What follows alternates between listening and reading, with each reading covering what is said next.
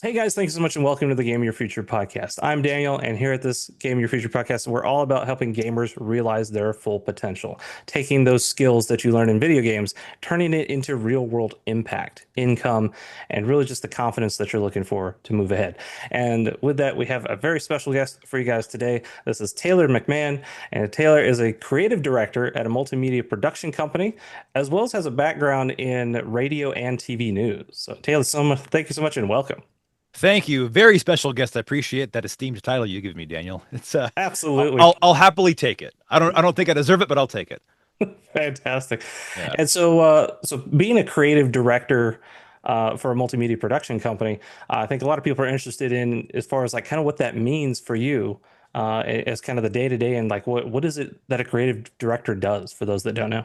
This is happening at a good time, Daniel, because I just gave this same talk at my son's classroom for career day a couple days ago. Nice. And You've already got like it locked and loaded, right? yeah, basically it's like for all those sixth graders out there who are listening, who are playing their Fortnite, Roblox, Minecraft, etc. Yeah, basically so like the fun part of the job is being on set and actually creating. Some projects require large sets where we have like a crew of 20, 30, 40 people. And there's like large goals that large companies that we're doing our services for have. Other times it's like a documentary style story that we're telling that requires like myself and maybe one other with one camera and maybe a light. Definitely a microphone. But that's like 20% of the job is being on set. So like that's how I kind of tease the sixth graders was like, look at these cool behind the scenes photos. Look at the cool stuff we get to do. Look at the people I get to work with. But most of the job is coordinating and writing and staying organized. And that's the thing that I prepared to talk about coming on this with you was to talk about how like inventory management above all else has helped me as a producer in TV and in other corporate projects that we have going on.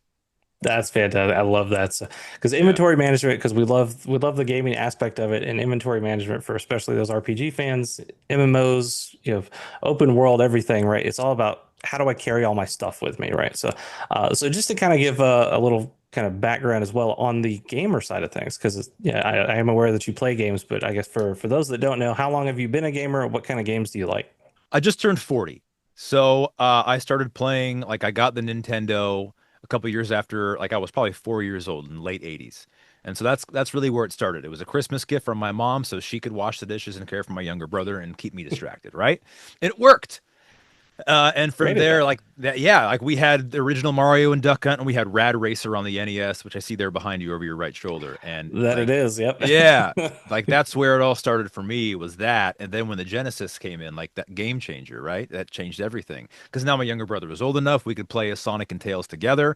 Mhm. And now that we had the Genesis, we only had like three games. We had that, Sonic 2, Tasmania, and Mickey's Castle of Illusion. And that was the first game that I ever finished, like completed, beat was Mickey's Castle of Illusion. I remember feeling like so accomplished at like 8 years old when I did that. It was great. Exactly. And that's one of the things that, and I've probably mentioned on this podcast before too, just the sense of achievement that we get from gaming, I think can't be understated either. As far as just you having that kind of sense of accomplishment, I think just really helps boost, especially a kid's confidence, right? Because Especially for a game like Castle of Illusion and like the whole Genesis in NES, like remember the Lion King game on Genesis? Like if you get to the eighth level but don't beat Scar, you're back at the very beginning, man. There's no save points. yeah, So, yeah, that was a lot of the repetitive nature of it and the memorizing the systems, especially in that Lion King game when you're jumping over like on the ostrich back, you got to know where the rocks are going to be you because got to know exactly first what time you're there's gonna no do. way you're getting that right. Yeah, at some point it's like memorization, right? And I Yeah. love that aspect of it because especially if you look at to whatever whether you have call them heroes or role models at the time, whether it's you can look to parents, grandparents, or whoever, and you're like, wow, they're doing really cool things. How can I do something like that? Until you give them the controller and they're jumping like this. Remember Yeah, that? Whenever you give your mom the controller, she's like trying to jump by them, like you're so embarrassing. But to yeah. your point, yeah, it's like how can I like looking up to my parents, see what they're doing. My dad worked in construction, and my mom didn't. She stayed at home and she raised myself and my brothers. But I did recognize when I was home from school, like the housekeeping, the cleaning, the cooking, and yeah, like you start to take that for granted until you move out on your own when Until you you're have to do adult. it, You right? start to So realize, and you're like, I remember that. I remember that phone call I gave my mom, like shopping for the first time at 18 years old, moved out of the house. How do you know? how a cantaloupe is ripe. And like she just laughed, you know, she remember her laughing at me about that. But like that's the kind of real world stuff that you can't learn in a video game, but your mom can teach you. There you go. Exactly Yeah. right. But as far In as your skills, video game, you just yeah, get 20 cantaloupes and they're all ready to go whenever you yeah, need they're all them. ready to go. They're all uniform. They're good. Yeah, it doesn't matter. Except for actually, now that I'm saying that, I remember there's a game on GameCube called Bait and Kaitos. You ever play that? Where it Boston was like Kaitos. yeah, it That was a sounds familiar. card. I don't remember. Yeah. It was a card battling system, and there were cards for like fruits and vegetables. And if you didn't take care of them or use them enough, they would rot, and the card would change. Yeah, That's funny. No, yeah, I don't know if I've seen that one. I'm gonna have to yeah, check that out now. But gosh, so the sense of accomplishment I think is huge for games. So I'm glad we brought that up. And then what you had mentioned before is kind of the inventory management, which I definitely want to yeah, get to because especially you can kind of already see the parallel. Like what I'm already seeing is that this kind of inventory management into kind of this level of organization that you have in what you're yeah. currently doing, right? So tell us a That little also helps bit. with budgeting too. Sorry to cut you off there, Oh but like yeah, no, that'll help you out with like if you have a fixed budget from your client for what you need, why are we going to have like if I'm buying food or putting a budget together for craft services at $400, like we better make sure that we stick within that budget and are smart about the selection that we provide for our crew. We're not going to spend $300 on chips and then not have any, you know what I'm saying? yeah, right. So I guess there's a relation there. Oh, absolutely. And I think that's another thing gamers are kind of good at or intuit, right? Is that, because usually there's a currency, some kind of in-game currency, and you're like, well, if I want to get, the better weapon, the better upgrade, the whatever, I have to have enough money, currency, whatever it is for it.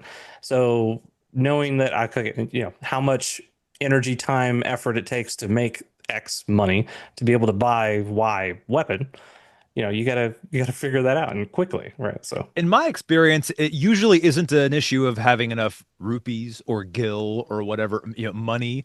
mhm. It's like you need to have this one item to synthesize the ultimate weapon. So you got to go like kill the boss. And that's where I'm Yep. like, is it worth the time to go do that? Or do I just like continue with what I have, Do I continue? Do I really need that? Yeah.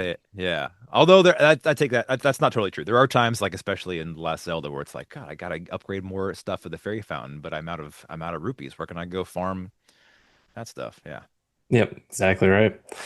So what is it about that you've noticed for inventory management? So like what kind of games have you played that really kind of help you think teach yourself about inventory management I and then think we'll in get the into the I yeah. think in the games I've played lately, more modern games, it's become less of a concern. And maybe that is just because there's a lot more selection out there. We don't want to inconvenience our gamer because if there's any point that the game becomes too difficult or annoying, that we'll just jump over to the next thing.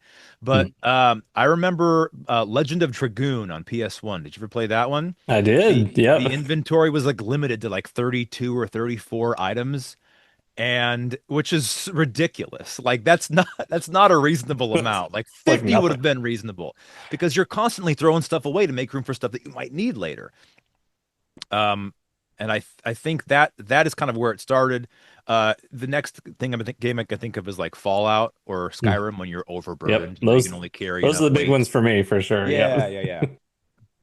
So that's kind of more where that has come into play, like, but again, recent the modern games, I feel like it's been less of an issue because they want you to, be able to do everything and anything. And I'm also Right, saying that because after putting, a bunch of hours into Final Fantasy VII Rebirth, which is just, I felt like totally shackled by that game, but I just finished it a few weeks ago and I feel totally free. It's like I can game again. that's what did you think of all the mini games in that one? I am to my own detriment a completionist, so it's like I Hmm. did the Queen's Blood quest and I did like a lot of Johnny's hotel stuff. Yep. I didn't get all of the little collectibles because I felt like having a life and Yeah. like playing different games, right? But like it did feel like some were fun, but I remember feeling at one point there's like God, there's always something else. Like I can't just finish it here. Like I want to be done with this here. There's Yep. always another step to go do. To the point where it wasn't really much fun for me anymore. But I still did it anyway, just stubbornly because it's Final Fantasy VII, you know? Yeah, exactly right.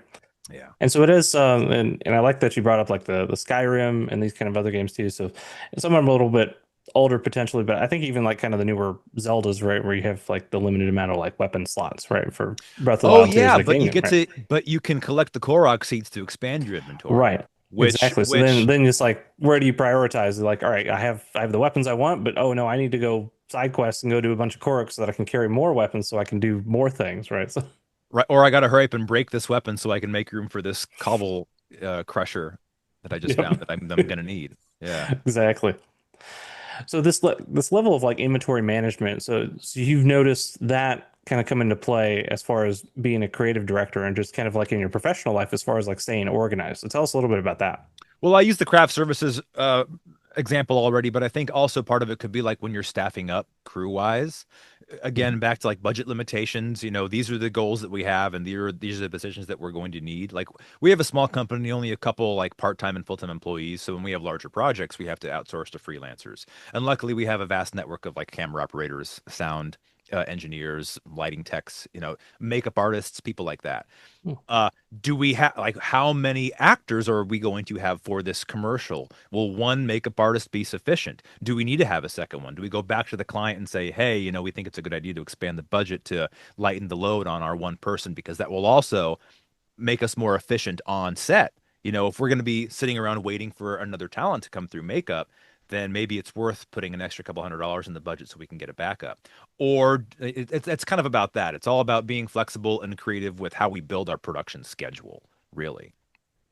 Gotcha. Um, Because what you're talking about there was in filming a commercial just as the example, right? Because I, I think, and I'll probably speak for maybe the masses, but it seems simple, right? Because I watch a commercial, it's just like, oh, and you watch a thing and it's like 30 seconds, a minute, whatever it's done. But there's so much that goes into that, I might be right? jumping ahead a little bit, yeah, because Yeah. like the producer's job is like get to the location, where are the bathrooms, where can we park, logistically, like, does anyone need a ride? How are we getting all the lighting gear in? Does the gaffer have a truck, or do we need to rent it from another facility? Can someone else pick it up? It's kind of more about coordinating logistics to make everything happen on the day. That's been um on some jobs, that really is my position, is to like stress about those things during pre-production, figure everything out, and then just be there on set to relax and make sure that no fires are started. And then if they do, put them out quickly. If they are, put them out quickly.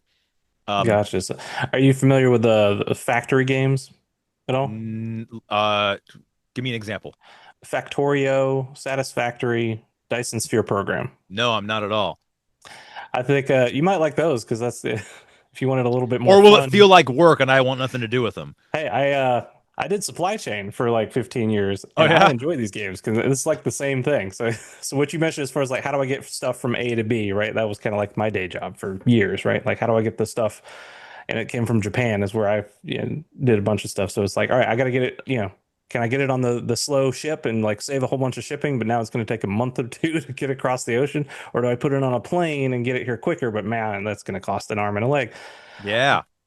But And then depending on the product, if it is back to like fruit and vegetables, like timing is an issue. yeah, so fortunately we had durable goods and we didn't have to worry about that. But yeah, Nice. that's something like, especially when you're just like, oh yeah, the bananas are like from, Brazil or something. I You're got a like, buddy that works in Central Valley. I'm in California, Central yeah, Valley, like Turlock Fruit Company. Like they're doing a lot of melons, cantaloupes, honeydews, etc. And they're supplying not just to California, but other parts of the world. And they have to deal with that same thing. It's like we wow. pick it, you pick it before it's ripe, so it can spend a couple days in transit before it gets to the market in Texas, for example. Yeah, and that's things you have to worry about, right? Yeah. So I say that to say like factory games kind of feel that kind of similar kind of situation where so like Satisfactory I think is like probably one of the best examples, right? So you're running around, you're dropped on like a foreign planet, and it's like, hey, go tap the world for resources, right? And so you can build like little miner things, get like the ore out of the ground, and then you build little conveyor belts to your little factory. So you're just constantly building like these little tiny little factory setups and little conveyor belts to get from this resource to this so it can make this thing to make the bigger thing that you can eventually like you're basically building like a whole freaking like space elevator to And the purpose for send this is to make money, survival. it's Story wise, what's the story setup? wise you Yeah. work for like one of these mega corporations called Fix It that they're trying to exploit the planet for resources. So you're like, hey, yeah, you're one of the goons on the ground. You need to make a factory to to send the resources up to the space. You're Got like, it.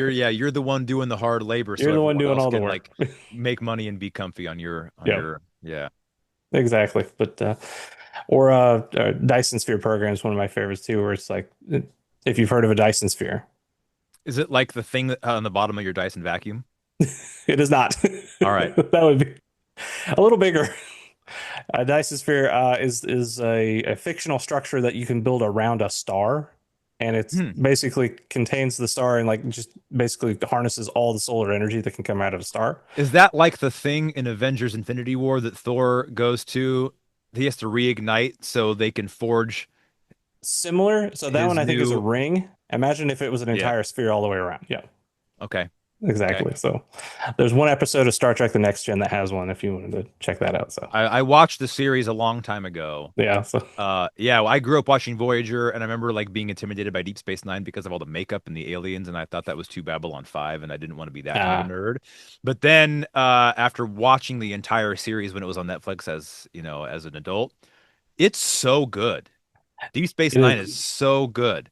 It's so funny that we have a similar experience there because like I didn't start Deep Space Nine when it first came out because it was like it takes to me the story wise like it takes place on a space station. I'm like well, the whole point of Star Trek is that you're in the ship and you're exploring, you go out and you go see things. Like why do we care about that we're just sitting on a station? Like Interesting. It's what like if you really think about it, Star Trek is kind of like they're all westerns that just happen in space. And the idea of a classic western movie is the same thing. We have the expansive Wild West. But there's one, I think it's called Rio Bravo, when John Wayne and Dean Martin are like the sheriffs of a town and they're protecting it from the rest of the dangerous world and the bandits that come in. I think that's the right one. I should look it up to make sure. yeah. Sorry, I need to make sure I'm right about that. Yeah, don't worry. Yeah, But but yeah, so like it might be same might be a idea. Yeah, similar like aspect in that. yeah, the idea of a western being contained is fascinating. Yeah, so that's at least on the Star Trek side. That's why I was definitely of that opinion where it's like, why? Like, I want to go explore. I want to see the sights. I want to see I want to see the Wild West, right? Of space, and so But then we're it's just all going to be on political, station. which was like it's over our head when we were younger, right? But now That's this is also almost true. That's yeah, also yeah. yeah, Like I Rio don't care about Bravo. this. Yeah, Bajor Cardassians, and there was a war, and there's the thing. I'm like, just spaceships fight alien. Let's go. Like, And then the Jem'Hadar and I forget Wayun's race, but yeah, it's like just like oh the yeah, dialogue was just so on point. yeah, Yeah. fantastic. But I love, yeah, it just so it's just this kind of nerd culture that I love, just like combine, just connecting around. It's just so It's fun a and shame the Star fantastic. Trek video games weren't as good as the show. Star Trek video games go. One of my favorites would be Star Trek Armada. If you've heard of Okay. that one, that's I've it's an heard of it. art. I don't know anything about it though. Yeah, so RTS, and so we're talking so like strategy games. Okay. And that kind of leads me to my next question as far as like other kind of games that you like or enjoy. Well, it's funny you're talking about inventory management when you're playing like Yeah. an RTS. Like I was not very good at StarCraft because I wasn't fast enough. The Zerglings would always rush me and kill me. I'd float my Terran base into their base just to like annoy them because that was like, what else can I do at this point? I love it. I got better when I tried. I think it was not Battle from it was like the Lord of the Rings RTS where you can like summon your heroes. You can be Galadriel or Sauron. I think it was like the War for Middle Earth or something like that. Yeah, Battle for Middle Earth. Maybe that one. Yeah. Yeah, I liked that one, but that similarly is like resource management, right? Inventory management. Like Yeah. maybe a little bit different there.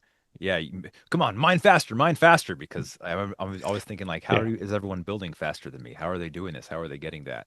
And that's why I moved back to RPGs because And that's that's ultimately. I'm sorry you had a question there, but I'll just tell you that's ultimately where I think I'm inspired as a creative director is uh, logistics and schedule aside. As a filmmaker, the job is to coordinate these larger projects, but I got into production because I wanted to like write and make my own movies. And as a filmmaker, the stories from the RPGs that I've played really influence my taste as a creative. okay. Yeah. Oh, well, very curious about that. And so I guess to the previous point, I think what we're talking about too is as far as like making sure that you have whether it's the space for your inventory or whether you have like enough resources to build whatever the RTS, like the troops and stuff that you do. I guess the common vernacular outside in the corporate world would be your bottleneck, right? Like Mm-hmm. where does everything come to a head where you're like, hey, this is what's slowing me down, right? And is that something that you've noticed as far as the being a creative director? Like, I think the makeup artist that you mentioned, that's kind of like a good Good analogy, right? Where example. you're Yeah. saying like, hey, everything's bottlenecked here. We can't proceed because of this bottleneck. Is that what you've experienced? That's one good example, yeah. And I'll be real, like so we're kind of a smaller company, background like you said in the beginning, TV news and broadcast radio. I did work for larger like corporate companies and I left that world because I was getting a lot of calls as like a freelance producer for like TV shows, but that Hmm. all went away and during COVID, everything like came to a halt. But that's where corporate started calling. Like I had friends who had corporate positions, you know, HR, sales, recruitment. They all had like a sudden need for digital content. And with the TV production background, they knew I worked in that and they knew I was a storyteller and I had access to the equipment. So I started doing stuff that way. That's how I've kind of moved into corporate production. Hmm. Um, but as it was great for a couple of years coming out of COVID. Last year, when a lot of people have kind of returned to business as usual, what I've seen, people have kind of decided that their marketing budgets need to be dialed back so they can invest back into product development or other areas of the company. So we aren't as busy as we were a couple of years ago. We're still doing okay, but there's very little growth. Hmm. To answer your question about bottleneck is like while I'm also coordinating current projects, finding funding for original projects, and also working sales and doing outreach with agencies that can bring us more work. I would say the bottleneck is me, like as the owner of the company, with very little support administratively. That's kind of the bottleneck that I'm seeing is that I am currently the one doing all of those things. And because of that, you know, I have to time block and dedicate time to certain things. And so if I get an email about one thing, if I can't answer it immediately or really dedicate time to it, it's always like I'll deal with that next week or in a few days, right? And unfortunately, you know, we don't have the capital or the funding or the support to be able to like hire someone else to take on one of those things so I can focus on another. So that's why like being on set is only 20% is because I'm doing all these other things as well. Uh, Perfect world, we do have the support or investors or large enough budgets so that, you know, there are people constantly working internally to handle all of those different things. We're just not there yet. Gotcha. So really, so saying like the bottleneck is yourself, because I mean, we understand there's only so many hours in a day that you can kind of put Plus, I to got doing this kind of kids work. and they need to get their Halloween costumes sewn, you know? Exactly. There's plenty of other stuff going on. So with that in mind, I think the kind of time that you can spend to it, because I mean we've talked about this for gaming as well, right? If we could spend more time playing games, right? Yeah, that would be so much more enjoyable. But Yeah. you can only do so much in games, or maybe you jump to the end, or you don't. We talked a little bit as far as like you don't necessarily have to be a completionist in every single piece of the game because you want to move on to other games, or you're just like, hey, I need a life or have a life outside of that because whether it's taking care of kids, etc. So how I think a lot of gamers have this kind of call it a problem, but yeah, I'll say like kind of a challenge to say like, how do you balance it?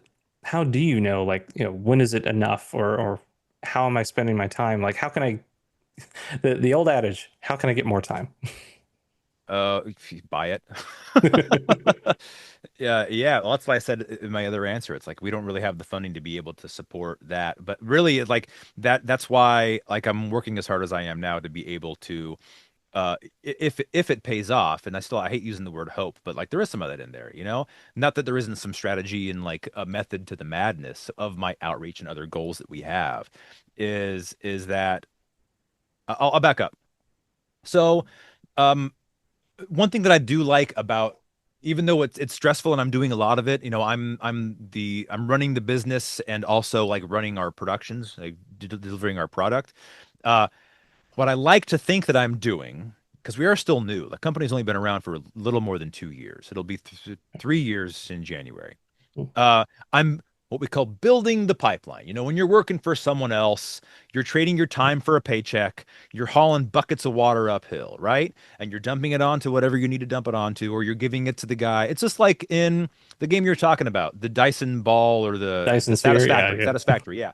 yeah, yeah. So like, yeah, you're mining the ore and building the conveyor belts and you're making it all happen for dudes up there, right? Well, you know, that makes sense when you're young and first starting out because you got to get your experience somewhere and hopefully the people up there aren't taking too much advantage of you. It's going to feel like they are, but you're probably going to learn later if you do start your own company that hey, the decisions that they're making actually do make sense. They didn't need to treat me that way, but I understand where they're coming from now, right? So instead of hauling the buckets of water uphill now, I like to think that I'm building the pipeline. And the problem is without investors or support, I'm building that pipeline myself, right? Mm.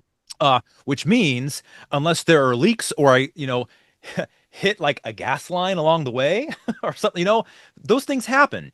But however long it takes for the pipeline to be built, the goal is when it is done for me to be able to sit back. The well-oiled machine is working as it should, and then I can be that guy at the top who, I'm not going to exploit the guy down there on the ground who's mining and building all the stuff for me. I very much, my mentality is to take care of the people that are doing the work for you and never ask someone to do something you're not willing to do yourself, right? So, yeah, but with that in mind, long way to answer your question is building the pipeline. It might take longer. Some games you need to put 120 hours into, some games you can finish in 20. This is a 250-hour game that I'm building right now. And Gotcha. Yeah, and that's I've heard, and I still from might not finish it. There's still going to be optional bosses at the that's very end that I there's might still say plenty of side that. quests and Yeah. things along the way, right? So, Yeah. because that reminds me of one of the, I have another gamer friend that it said a quote that I'll never forget as far as and he runs his own business. He has a brewery actually, Cool. and he said, Can we "Oh go there yeah, for the next one? say what? Can we go hang out there for the next one? Absolutely, Cool. come on down." And so his whole I call it a mantra. It's just like a saying for me, I guess. But look, it was more profound when I heard it. Right? So he's like, "Oh, I said that." No, he said, Sounds smarter when you say it. "It sounds smarter when." So Yeah. when he started his business, and he said, "Yeah, running a business is like playing on hardcore mode on the slowest speed possible, real time." And it's like, Imagine the yeah, chains of chaos every time you press square, just kind of going like that, just and then you're getting hit by all of the yeah, yeah, yeah. exactly right. And so it's like, oh yeah, so there's a reason that we have speed toggles in games, right? Because you're like, all right, let's get through the boring stuff, let's get to the actual things. Like, all right, I want to see the fruits of my labor happen immediately. It's Yeah, like in it's not business gonna is happen like, that way. yeah, in business like it happens at that. But what's wild is like you do hear a lot of stories, wild success stories where people get incredibly lucky, and um people when they tell those stories will even say like it never happens this way. But we all want to believe that we are the exception to the rule. If it happened for them, it could happen for me too, right? Yeah, Uh exactly. but if like okay, so another story is I spent about a year when I was getting called. It was before I had the TV news job. It was between radio and TV news, and I was getting called occasionally to be like freelance TV crew, like a PA, production assistant, Hmm. base level entry job. And I remember thinking like, those calls will keep on coming and waiting around for something to happen to me, right? And I spent about a year waiting for something to happen. I was playing Infamous on my PS3 when it was free, when the PS network was hacked. Remember that? And I platinum No, trophied that game because, I think around the same time, like Uncharted 3 had just come out and Skyrim had just come out. So yeah, it was like, oh wait, I'll play these games. Well, something might happen to me. Well, what happened to me instead of getting called to, do more TV stuff is where I met, my wife and went that direction instead. And then yeah, had to get the TV news job, baby on the way, and now here I am, with my own company still, luckily to be in production. In Sacramento, not a lot of people are able to sustain themselves in uh, this industry. So I do feel lucky in that regard. And part of it is because just of my persistence. I don't want to go and get a state job or learn another hard skill. This is what I know how to do. I'm a storyteller at heart. I know how to use a camera. And if I can use those skills to build that pipeline and get more original content out on larger platforms, then that's where I want to go. awesome, Yeah. because that persistence I know pays off, and that's I think great advice It had for, better. yeah, it better. Tired over here. And one of the other things that I heard as far as the kind of starting your own business versus kind of trading your time for money, right? Working for the people upstairs, if you will. Yeah. What kind of advice do you have for people starting out? Because I know it's the doing your own business is challenging. It is rewarding, can be, but it is challenging. Like, at what point do you break from one to the other? Is that something that's for everybody? Like, what kind of your thoughts about like starting your own business to say like, I The want all the best riches in the world? advice I can give is like be careful with how you spend your own money. So when I did start the company, the jobs I had out of COVID, like I had like debt free, had like almost 40 grand in the bank, thinking like that's enough. That's enough. Well, we blew through that like in our first quarter, just like operational costs, buying the Yeah. furniture, starting everything up. And like I remember finding myself, like I said, we started in January, and like by March, I was like, oh God, like we better start. Like I need to start doing some say Yeah. like we were going through it a lot faster than I expected to. So and I learned this from like a small business administration meeting that I attended. It's like you don't need the worst thing you can do is ask for money when you need it. You got to ask for money before you need it so you're not like destitute, scraping by for whatever you Right. can get. Because also like there's some desperation in that, and you'll take jobs that aren't going to help you just so you can like, you know, get some more groceries next week. That's Hmm. not a good position to be in. Yeah. Um, I think a lot of people will say like, just do it. Never is going to be the right time. You got to just go for it. But I think you do need to prepare yourself and set yourself up to be in a position to be able to not close your doors within a year. Uh, I'm not saying don't spend your own money. If you believe in it, man, go for it. But just back to inventory management. Know what you have. Don't spend frivolously. Plan out your budget. Don't, I mean, there are a couple things you want to spring for. Like I spent like $500 on a secret lab chair because I wanted to, right? That was probably I like the was like, biggest. Yeah, you got one right there. I But see, got it like right too. that one's back there at that desk, but this is like the $35 Amazon basic chair, right? Aha. So you got to be able to, yeah, if you're if you're gonna spring for some things, you're gonna have to cut back on others and just, be wise. I do know I have one friend who is like, buy everything just so you have the capability, put yourself into debt, and so when someone says, "Can you do this?" you can say yes. And there's some truth to that, but be careful about that because also I do believe that like investing in yourself and the things that you want to do, people like there's some admiration in that, and people will see that, oh, he must be serious, he must care, let's go. But it also might depend on your industry and your connections and other things that you're doing. So, yeah, I'd say before going all in, just be a bit prepared. If you have to carry a couple more buckets for another year to make it happen, then do it. But during that time, don't spend frivolously. Put some money away in savings, and then figure out what it is that you can do and leverage your network. That's the last thing I'll say as I'm talking a lot about money. Second Yep. is leveraging your network. Not saying that like if you work for a company that provides health insurance, that you're going to call all of your clients and say, "Hey, I'm branching out. Come with me over here." We don't want to steal anybody. Let's Maybe have not some that, but integrity yeah, here. yeah. Yeah, but like if there are other people, maybe you don't do the exact same thing as the company that you're working for is doing. If there's a way that you can change it or do it differently or kind of be industry adjacent, then you can offer that to those people as an additional service after you leave. But really, I'd say it's, take advantage of the people that you know. Um, it's hard asking for money, but if you can see something that someone might need, or if you're able to do something that you haven't seen other people doing before, just the way that you talk about your business to the people that you already have in your network will take you a long way. And that's just great advice, I think, all around. And I think gamers especially, right? You just being able to use the resources that you have, whether it's the inventory management, the resource management in games, and just knowing that about yourself and about kind of your network too, just to say like, hey, who in my network knows this, or who can I ask for help here?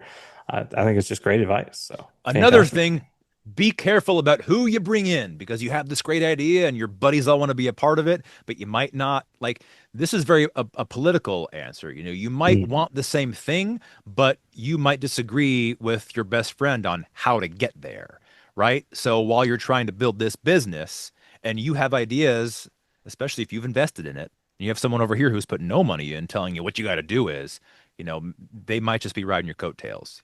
Be Mm. careful about saying yes to your friends. Gosh, it's great advice. Fantastic. So as we wind down this particular episode for Game Your Future, I want to make sure, Taylor, before we let you go, is there anything else that we've missed? So when we're talking about resource or inventory management and how that relates to kind of what you've done as a creative director, so just being able to leverage that gamer skill, is there anything else that we've left out there? Yeah, working a controller has helped me operate a camera. There you That, go. that that's See, yeah, cameras are like computers now. They got a lot of buttons on them and knowing like menu diving. That's a good point actually. yeah, Menu diving in your Sony and Canon cameras. Sorting through those things is like if you're in a complicated RPG or like a Souls game, knowing where all your stuff is, how to get there quickly, especially when you're on set and suddenly like if I'm directing something, I take it back. If someone else is directing something and I'm operating camera, the director calls for, hey, we need to have a lower f-stop, higher heighten your ISO, and let's go into S and Q mode and change your frame rate. But we got to move. That's four quick things that, like, if you're a camera operator, you better know how to do those things quickly, right? Know your Yeah. camera, know your menus. Know your menus. That's Yeah. I like that because that's actually hilarious that gamers we don't have any problems kind of pushing the boundaries of our games and just hitting all the buttons, right, checking all the menus, like what does everything do, right? So I feel like we're much yeah, as gamers like easier to pick up a new technology, pick up a new something, and just play with it to the point that we understand it. I was talking with a friend who owns a solar company, and he was telling me about he was playing like probably Halo or something, with his nephews, and he's looking at the control like, when did they put all these extra buttons on it? You got back buttons now? Like he remembers the old NES with the Yeah. two A and B. I'm like, dude, get out of the way, Gramps. Like, Yeah. We added more buttons now. Yeah. uh-huh, uh-huh. But yeah, like that is something that as a younger generation, if you know how to, especially if you're like mapping your own buttons and having your own Oh yeah, like custom HUD, then I think you're kind of a step up there. for sure. Yeah. Absolutely. Guys, this has been fantastic, Taylor. So I guess where can people learn about either kind of what you're doing or if there's anything exciting coming up for you and your team? Well, a lot of the stuff that we have is like, corporate related, something that like has intentional messaging for, someone else's motives. But our goals for our company, by the way, the company is Weatherlight Media. As a Magic player and an airship fan, I named my company after Ah, the Weatherlight airship from there we Magic. go. Hopefully they don't come after me for that. And we have one original show on Amazon Prime. It's called Landscape 101. We have the same old host from the show Yard Crashers on HGTV. Our goal is, while we are supporting other people's projects, is to have our own original content on whatever platforms we can get them on. Luckily, we are an Amazon partner and we can upload some things there. Our current goals are to find brands or groups who have a vested interest in the audience we can reach and the message that we can produce through what our original shows are. A few documentary shows in development. One's about golf, um, and another is about, there's something here in California, an inmate firefighter program where inmates have the ability to lighten Oh, their sentence by serving on the front lines during the wildfires, which, every year are a big problem here in California. So yeah. those are the two projects we have in development. I'm sure it's fine that we talk about them. Yeah. But in the meantime, our landscape design show, Landscape 101, is already on Amazon Prime. Should be free with Prime. If you don't have a Prime subscription, it's buck per episode, so not too expensive. Not And bad at all. we get a minimum royalty prepayment if you purchase the show. So if you want to go spend a buck, we'll see about 25 cents of that. So appreciate your support. Fantastic. Yeah. Well, guys, thank you so much for that. And guys, definitely check out Landscaping 101. Just so much fun just talking to you, Taylor. And this has been fantastic. And thank you for that kind of insight just around kind of being a creative director and how just inventory management, just resource management can help outside of gaming. Right. That's Yeah. what I love about this show. I love about talking with people like yourself just to understand like how powerful gaming can be outside of the games that we play. So thank you for being here. This has been fantastic.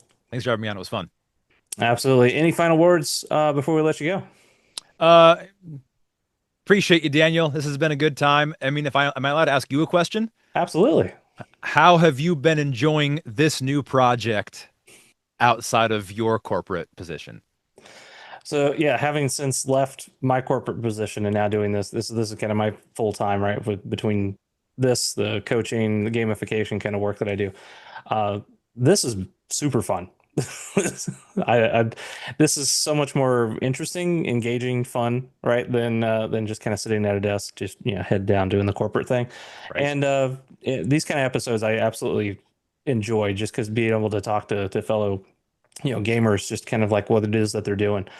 So I just, gosh, just happy as a clam doing this I'll kind of tell stuff. you what, it's difficult for me on any set to start nerding out about rupees or Gil or the Gem Hadar. There are a lot of, Yeah, yeah, like, so exactly. I've enjoyed this for that reason. I appreciate your time and listening, and like the alignment that we have. It's been great. Yes, fantastic. Ah, so much fun, Taylor. So, and guys, if you like Taylor, make sure to let me know in the comments. Maybe we'll have him back on for a future episode. So, I'd love that at the brewery next time. yeah, at the brewery. Cool. Fantastic. And I do have one final question before I Oh, let you go, Taylor.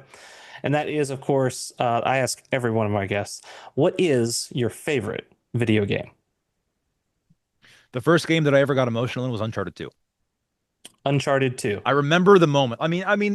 The locked and loaded answer is Final Fantasy IX. I think Zidane is the most charismatic and relatable main character of any RPG for me. So I loved that game for a long time. It's probably still my favorite. I don't really want a remake because I don't want them to butcher it the same way they did with Remake and Rebirth. Mhm. It's perfect as is, unless the Memoria project comes through with what they're working on. That was incredible. I'd really like a true to form if they anyway. Uncharted 2 though, there was a moment when you're playing as Nathan Drake and you're like running Indiana Jones style away from a boulder that's crashing through a bunch of like a ruin. I forget exactly where you are, but you're running like toward camera and the music is intense and he's like the things that he's saying, the dialogue is there, and it goes on for a long time. And Elena's on the other side. I remember that was the first time that I was like, oh my God. Like that moment for me, I think because of that, Uncharted 2 is like I'd never played anything like that before. I never felt that kind of reaction emotionally from a video game. So I think Final Fantasy 9, Uncharted 2, top of the list. Love it. Great answers. That's I've heard and definitely a lot of Final Fantasy. I seem to connect with a lot of Final Fantasy fans too, so that's fun too. So, How about you? oh gosh, it is a hard question. My answer is and always will be Chrono Trigger Okay. as the top game of all time. So good old SNES, and just like because it again it included like a lot of the big RPG guys, right? Around Squaresoft at the time, and it's just iconic. I don't same kind of thing. Like I hope they don't remake it because it's amazing as is. I'm like I could be okay with like the HD 2D HD like the Octopath Traveler if you play that one. Oh yeah, yeah. Yeah, like yeah, make the high res sprites, make the lighting better, and like okay, maybe do that, maybe. But like the whole like you said, the remake treatment like they did with Seven, I'm like, ooh, Or that's just take the exact game like Mario RPG and put it on Switch and call it call a it an day. upscale. One quick story about Chrono Trigger. I didn't play it until it was on Final Fantasy. It was packaged with 4 Chronicles, Oh yeah, the and I remember anthology. just Yeah. thinking like I played the first couple hours, thinking like I guess I kind of get like I love Chrono Cross, love Chrono Cross, best soundtrack of any game ever. But Chrono Trigger. First like 10, 12 hours, I just thought it was so slow. I wasn't really getting into it. It reminded me of Legend of Mana, which was fun, but Mhm. didn't have a huge impact on me. And I stopped playing it for like years. I got to the point where a frog cuts the mountain in half, and I was like, I got to that. And I was like, you know what? That was a cool. The animated cutscenes are cool, but I can't. I don't think I Mhm. want to keep going with this. I have other stuff I want to play. Like a year or so later, picked it back up, and right after that, I got to the point where like Chrono leaves your party, and Mhm. that was the part where I was hooked. Suddenly, I was like, oh, I have to know what happens next, Yeah. and I started to understand at that moment like why everyone loved it so much. There you go. So good. And I can give you if I can just one like reason We're why gonna I be on this for think another half hour, aren't we? we could be in another half hour. So I want to wind it down, but like the one thing I do want to say about Chrono Trigger, so the first time you played it was on the PlayStation 1 then, Right. on like the anthology. I feel sorry for you in that Oh, regard because of the one thing it did have the anime cutscenes, which definitely helped it. But I found out later that the menus, the way that it was coded, the port was terrible to go mm. from SNES to the PlayStation. And if you remember the load times, just to even bring up the menu took forever. Yes, I do remember that. Maybe that was So part of the reason for and my, I want to say that yeah, that might be part of the reason because the menu should not be that slow. And yeah. there's so many people who complain about it. They're like, why does it take you like a good 20 seconds to pull up the menu? Like this doesn't make any sense. So if there's anything I could say in defense of Chrono Trigger, it'd be like, well, that might be why it took way longer than normal for Well, you. I remember also just thinking like Robo's World and Ayla's World, like after getting them, I remember feeling like I wasn't that interested in them and the things we were doing there didn't really feel like that meaningful other than like Mm, world building and understanding that yeah, stuff. That's just, my 20-year-old memory though. Maybe if I, yeah, I don't know. gotcha. But Yeah. I know we could definitely keep talking about this for hours. I know, but Yeah. so this is also where we'll let you go. But gosh, this has been so much fun, and we'd love to have you on again. I could just talk games forever, right? Yes. So, Same. Thanks, yeah, Daniel. I so really thank you appreciate for that. being here, Taylor. This has been so much fun. And everybody, thank you for listening. Thank you for watching. And for And making it all just the way through. It's a long one, right? it's a long, yeah, this is a longer Yeah. one, but yeah, the ones that go long are always the fun ones, right? So, but guys, thank you for watching. Thank you for listening. And remember, stay awesome, and I'll see you in the next one.